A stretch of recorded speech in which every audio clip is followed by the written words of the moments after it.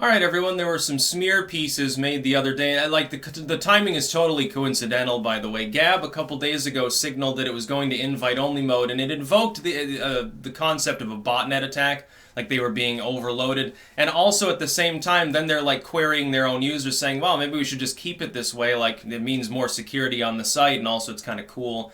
And I guess they're going to stay in invite-only mode for a while. I don't think it's viable long-term to do that. In today's era, things need to be as open as possible. I would look for other alternatives to stop, some of the harassment campaigns that really have been launched against the alt media lately, and alt tech in general. Not stay in invite mode, in other words. But these articles are like, oh, Gab is having hard times, and they don't actually have as many active users as they say. And you've got to understand one thing: when Gab says total number of users, oh, we added this many users, they never say active users. So, yes, it's going to be a smaller number. No shit, people don't interact with your content 24/7.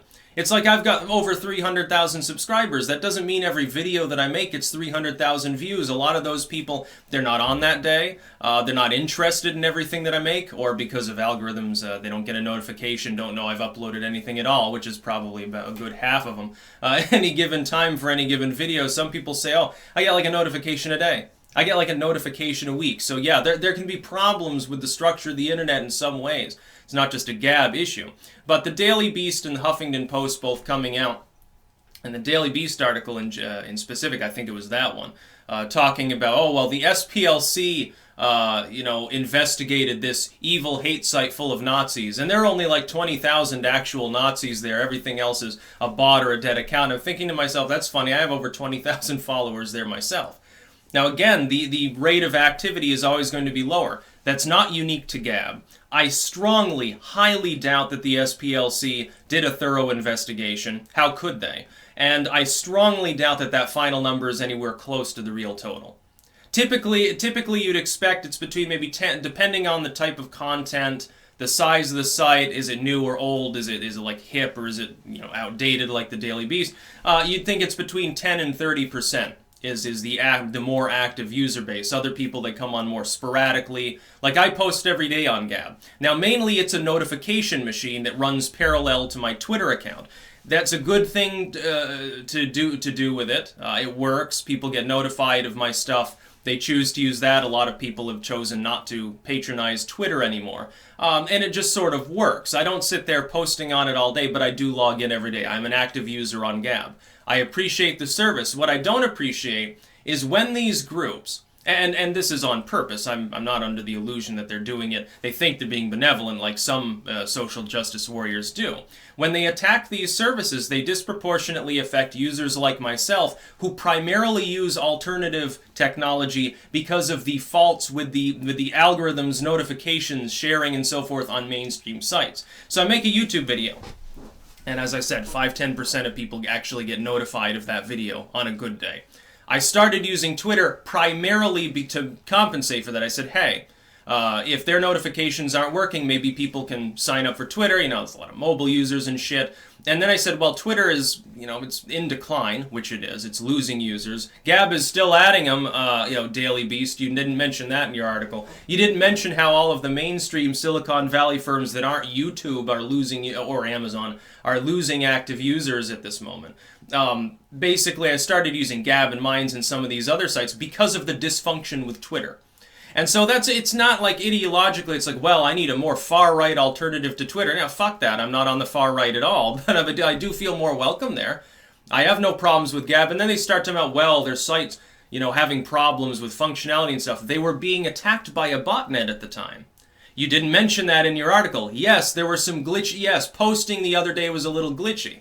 For the most part, Gab works just fine, except when it's deplatformed by other platforms. And of course, their host now doesn't care, and they've got, Bitcoin built in and so forth. And then they start talking about, oh, well, they've lost all this money. Again, how do you know? Okay, well, we looked at their financial filings. Okay, so yeah, okay, year-old financial filings, I believe. Wonderfully reflective of their post-fundraising sort of a system. They're losing money. Oh, so you mean after you wrote a bunch of hit pieces and got them kicked off of Patreon and PayPal and Stripe won't serve them, you mean after you got them financially deplatformed, they had financial problems?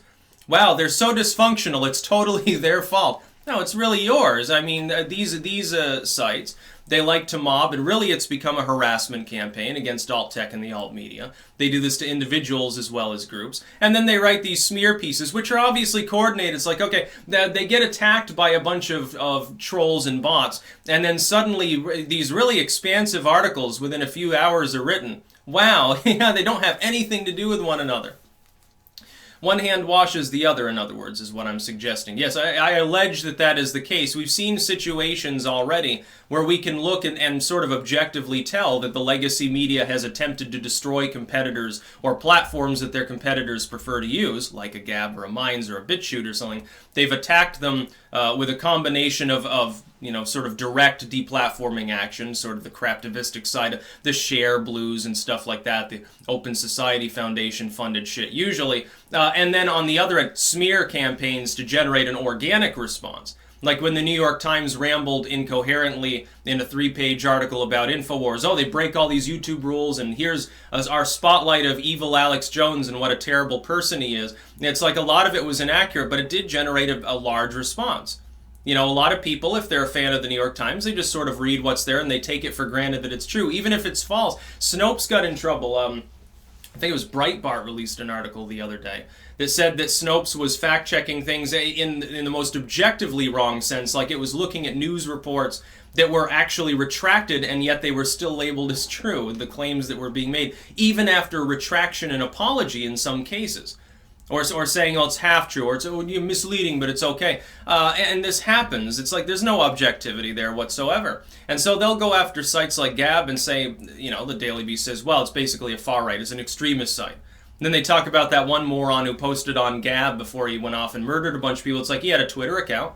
He had a YouTube page. He had a Facebook page. Why don't you talk about how they didn't see the warning signs and kick him off? Oh, that's because you like to use those platforms. But you don't use Gab because you feel intimidated by alt tech because it's too free speechy. And that's exactly the genie they want to put back in the bottle. The free speech that is promulgated by the internet has created a tidal wave of content creation and platforming that they do not control and cannot control.